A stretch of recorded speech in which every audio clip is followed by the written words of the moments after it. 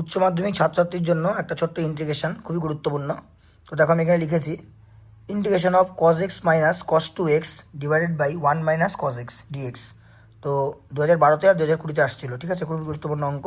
তো দেখো আমি কজ এক্সই রাখলাম, মাইনাস কস টু এক্সের ফর্মুলা আমি পাশে লিখে নিয়েছি। কস টু এক্সের ফর্মুলা 2 cos² x - 1। তো কস টু এক্সের ফর্মুলা লিখে দিয়েছি 2 cos² x - 1, নিচে ছিল 1 - cos x। কজ এক্সই থাকলো, ব্র্যাকেটটা ভাঙাও, -2 cos² x+1, নিচে 1 - cos x। এবার cos x -2 cos²x-কে আমরা লিখতে পারি -cos² x cos²x, আর +1 যেমন ছিল তেমনই, বোঝা গেল। এবার নিচের পার্ট থেকে দেখো, প্রথম দুইটা পোর্শন থেকে আমরা cos x কমন নিলাম, তো পড়ে থাকবে cos x। কমন নিলে 1 - cos x, আর এই 1 - cos²x-টাকে আমরা ফর্মুলা ফেলালাম a² - b² অর্থাৎ a + b ইন্টু কত a - b, আর নিচে 1 - cos x পড়েছিল। তো দেখো ওপরে 1 - cos x আমরা কমন নিয়ে নিলাম, তাহলে 1 - cos x, আর এই cos x আর 1 + cos x মিলে হয়ে গেল 2 cos x + 1। 1 - cos x 1 - cos x কি হয়ে গেল, ক্যান্সেল। তাহলে আমাদের ইন্টিগ্রেশন করতে হবে 2 cos x + 1, ক্লিয়ার।